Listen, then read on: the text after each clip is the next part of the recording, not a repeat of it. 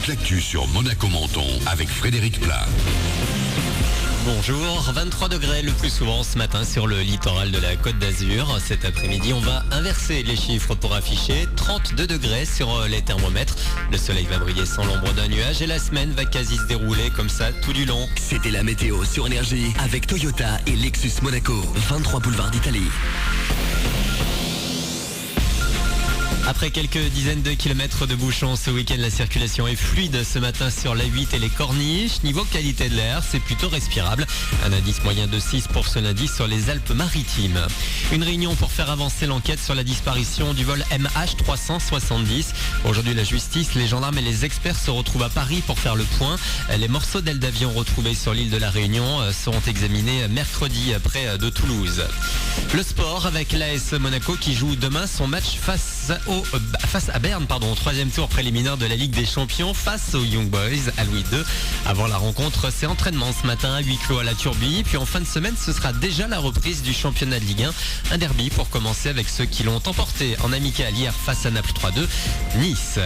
La plus belle des entrées en matière pour la France aux mondiaux de natation en Russie. Les 4 garçons du relais ont remporté la médaille d'or hier sur les 4 x 100 mètres. Florent Manodou, Mehdi Metla, Fabien Gillot et Jérémy Strabius ont fait sensation en devançant les Russes chez eux. Au programme aujourd'hui la finale du 50 mètres papillon avec une chance de médaille pour Florent Manodou. Chasse au trésor sur les requins, nourrissage des tortues et découverte des océans. Tout ça se passe au musée océanographique de Monaco. Même en plein été, des animateurs sensibilisent les plus jeunes au monde marin.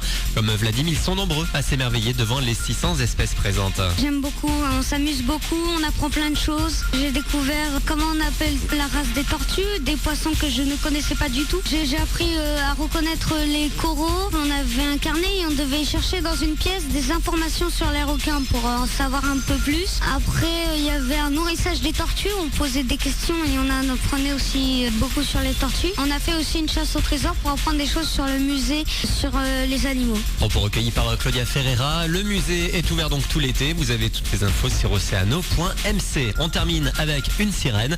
Léana Ferrero a été couronnée Miss Côte d'Azur hier soir à l'écoparc de Mougins. Cette azuréenne de 20 ans de grâce succède à Charlotte Pironi. Elle en avait été la première dauphine l'an dernier.